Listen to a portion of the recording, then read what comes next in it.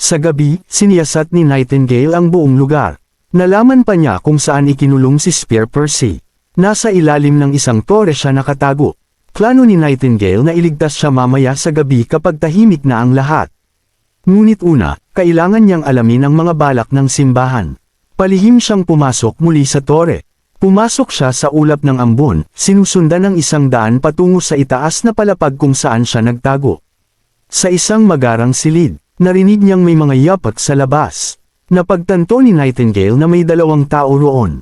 Laking gulat niya nang ang una ay isang babae, na tila pinag-uusapan kung paano nila nalaman na ang Marquis ay tunay na isang mangkukulam. Mukhang kailangan ng konting pagbabago sa kanyang plano. Kasunod ng babae ang pari mula kanina. Sa kanyang may paggalang na tono, inisip ng pari na perpekto ang kinalabasan. Umiling ang babae, sinasabing nagbago na ang mga bagay.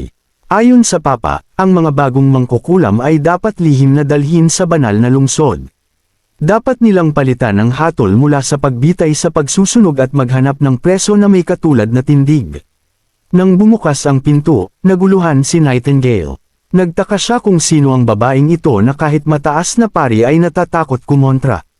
Nakakita si Nightingale ng isang magic core sa loob ng babae, at napagtanto niyang isa itong mangkukulam. Ang unang instinct ni Nightingale ay tumakas. Ang babae ay kumilos ng mabilis, pinalabas ang isang nakasisilaw na pilak na letigo na sumugod kay Nightingale. Agad na yumuko si Nightingale, at muntik na siyang tamaan ng pilak na letigo. Ginamit niya ang momentum upang gamulong palayo, lumilikha ng distansya sa pagitan nila. Ang mataas na pari, sa labis na takot, nagtago sa likod ng babae, sinasabing dapat silang tumawag ng Judgment Army. Ngunit ngumiti lamang ang babae kay Nightingale, hindi pinansin ang mungkahi ng pari, sinasabi na hindi ito kailangan. Matagal na rin mula nang siya mismo ang manghuli ng isang mangkukulam. Habang nag-uusap, pinagmasdan ni Nightingale ang mangkukulam.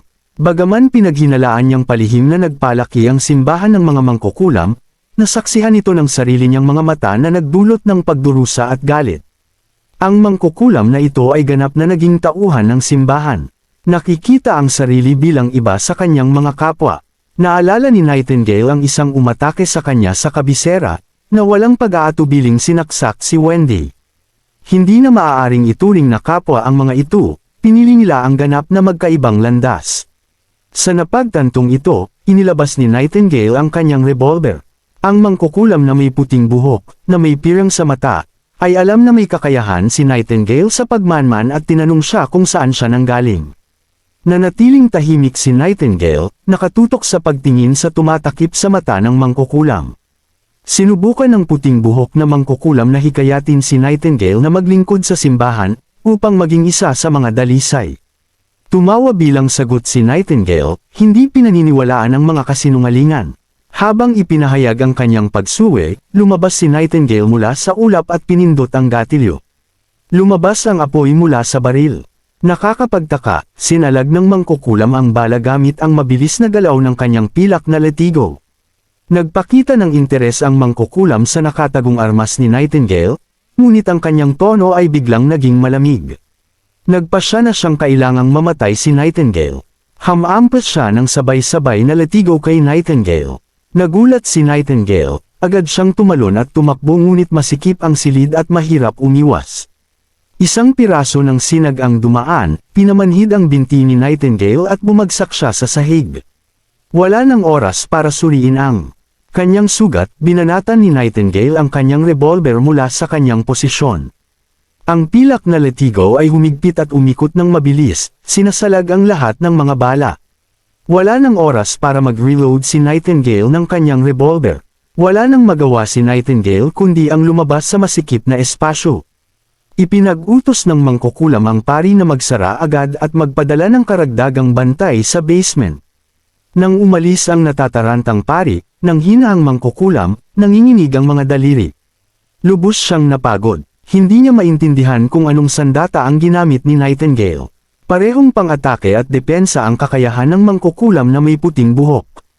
Ang kanyang depensa ay ang pinakamalakas na kalasag sa mga dalisay. Walang bagay na dapat makapagbago sa kanyang depensa.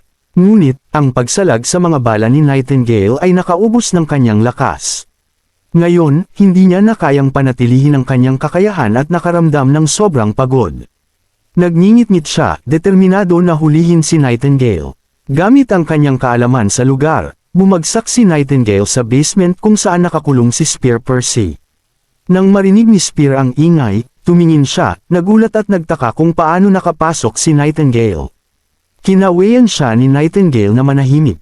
Paglabas ng selda, mabilis niyang pinatay ang dalawang bantay gamit ang kanyang kutsilyo. Nang bumalik siya sa selda, saka lamang niya sinuri ang kanyang sugat. Patuloy na dumadaloy ang dugo sa kanyang binti. Ipinaliwanag ni Nightingale na lahat ng ito ay isang plano ng simbahan, na nais ang kapangyarihan ng mga mangkukulam. Nang tanungin ni Spear tungkol sa kanyang kapatid, sinabi ni Nightingale na ito'y naging tauhan ng simbahan. Ang leeg ni Spear ay nakabenda pa rin sa Judgment Stone. Kailangan muna nilang hanapin ang susi. Biglang tumunog ang kampana mula sa mataas na tore. Ito ang alarma, ito lamang ang tanging labasan sa basement. Ito ang nagbigay ng pagkakataon kay Nightingale na pabagsakin silang lahat ng sabay-sabay. Agad niyang sinugod ang mga bantay at pinaputukan niya ito. Makalipas ang kaunting sandali, pumasok sila sa isang kwarto. Mayroong metal na aparato sa gitna. Ginamit nila ang mga kagamitan upang buksan ang kandado ng Judgment Stone. Ngunit habang ginagawa nila ito, narinig nila ang mga yabag ng mga sundalo papalapit sa pintuan ng basement. Hinatak ni Nightingale si Spear sa loob ng kanyang ulap, saka napagtanto na ang paparating na hukbo ay may daladalang pana na may Judgment Stone. Narinig ang pagbitaw ng pana, hinatak ni Nightingale si Spear sa harapan niya at sinigawan siya na damapa. Isang matinding sakit ang tumama sa kanyang likod nang tamaan siya ng mga pana.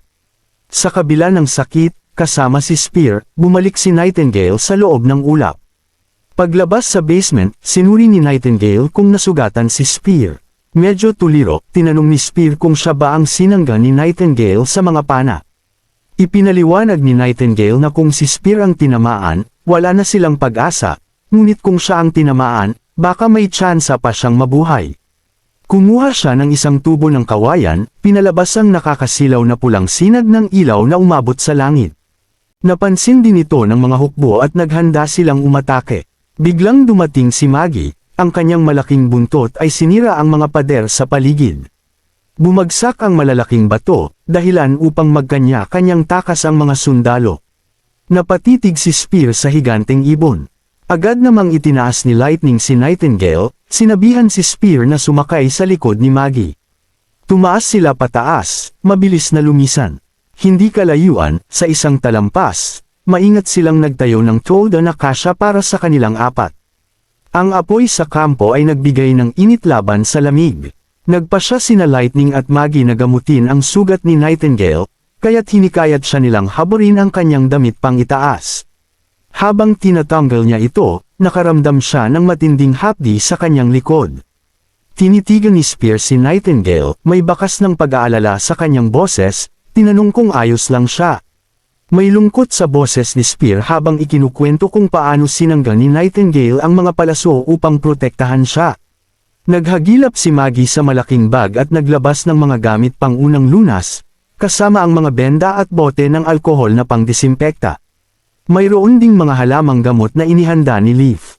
Napangiwi si Nightingale sa hapdi ng alkohol.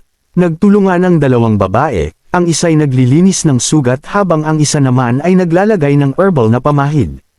Habang ginagamot siya, sinamantala ni Nightingale ang pagkakataon upang magtanong kay Spear tungkol sa kanyang mga plano, lalo na matapos ang pagtataksil ng kanyang kapatid sa ilalim ng simbahan.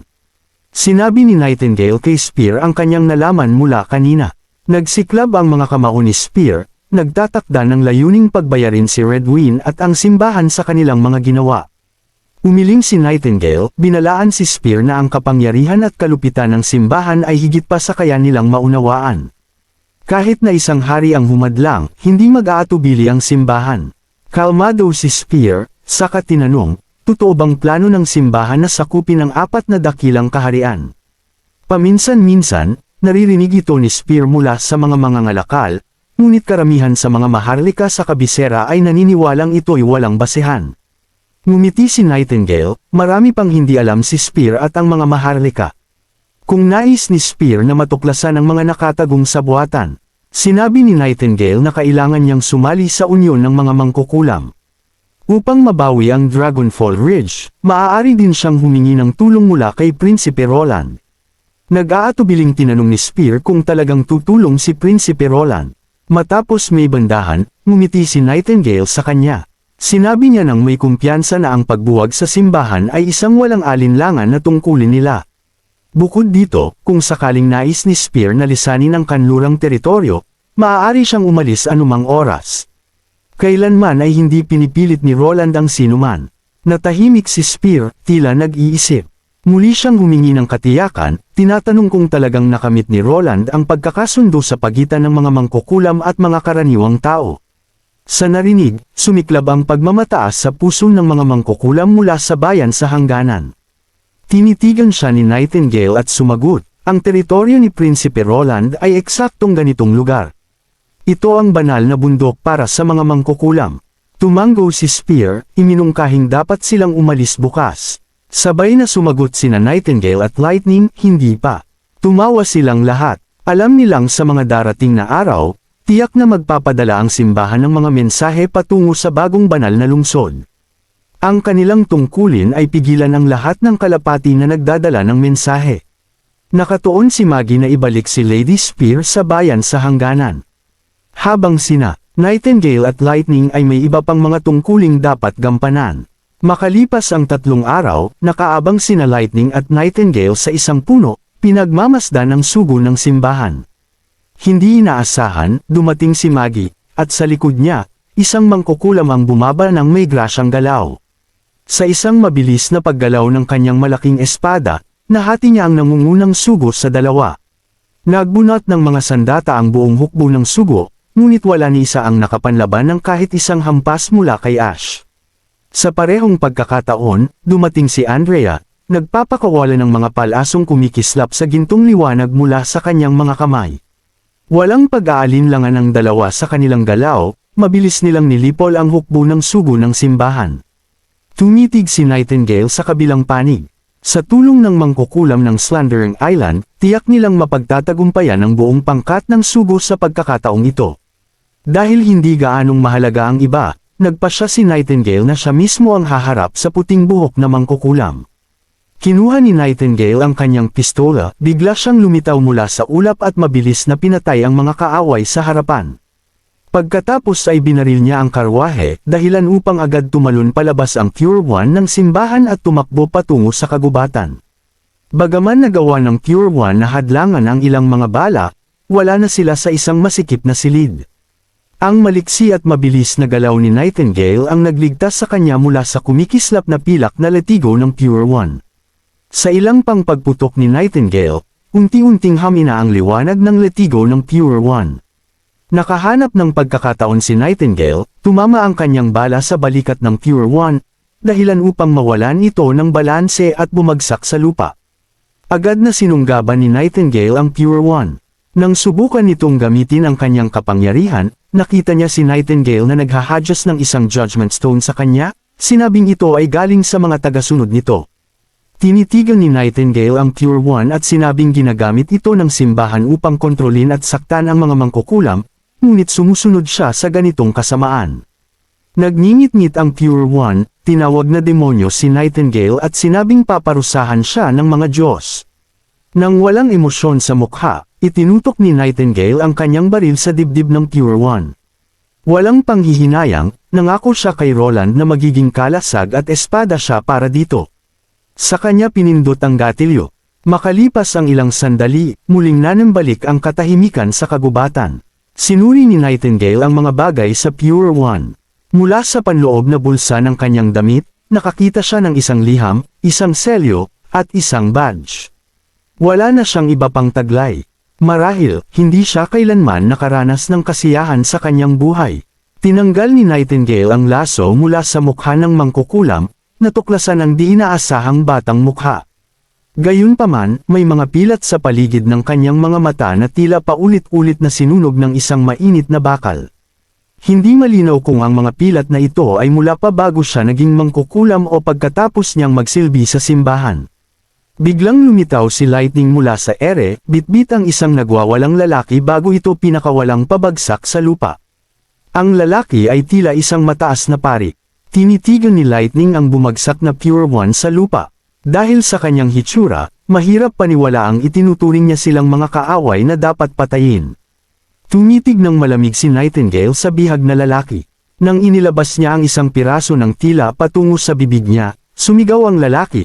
Ipinamamalito na ang babae ay Pure One ni Arsobispo Typhon at nangangakong ibibitin sila ng simbahan sa tarangkahan ng lungsod upang aipakin. Sa mga uwak, hindi inintindi ni Nightingale, pinalalahanan siyang mas mag-alala sa sarili niya. Patuloy itong nagmumura. Ito nga mismo ang dahilan kung bakit dapat nila itong busalan, ani Lightning, sabay kibat balikat.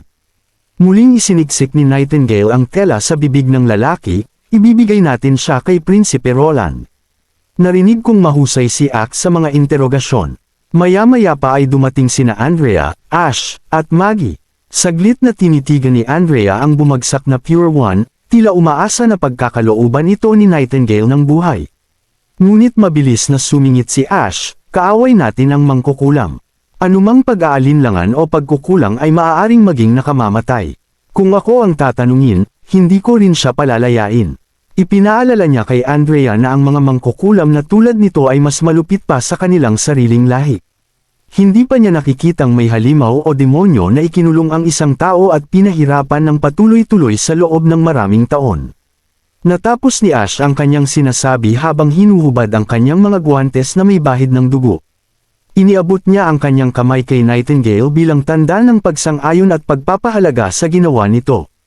Kinuha ni Nightingale ang kamay ni Ash at ngumiti, napagtanto niya na kahit si Ash ay magpapakita ng call-iwan sa kanya. Marahil, ayaw ni Ash na masyadong mabigatan si Nightingale sa pagpatay sa isang mangkukulam. Ipinatong ni Lightning ang kanyang kamay sa ibabaw ng kanila, sinundan ni Maggie. Nagtaas ng kilay si Andrea ngunit sa huli, sumali na rin siya ng may alinlangan at ipinatong ang kanyang kamay sa ibabaw ng iba. Biro niya ng may pabirong tono, kung kamay lang ni Ash ito, hindi ko hahawakan. Ginagawa ko ito para kay Nightingale. Pagkatapos, sabay-sabay nilang itinaas ang kanilang mga kamay patungo sa langit. Ito ang unang pagkakaisa sa pagitan ng unyon ng mga mangkukulam at ng Slumbering Island, na naghatid ng matinding pagtugon laban sa simbahan.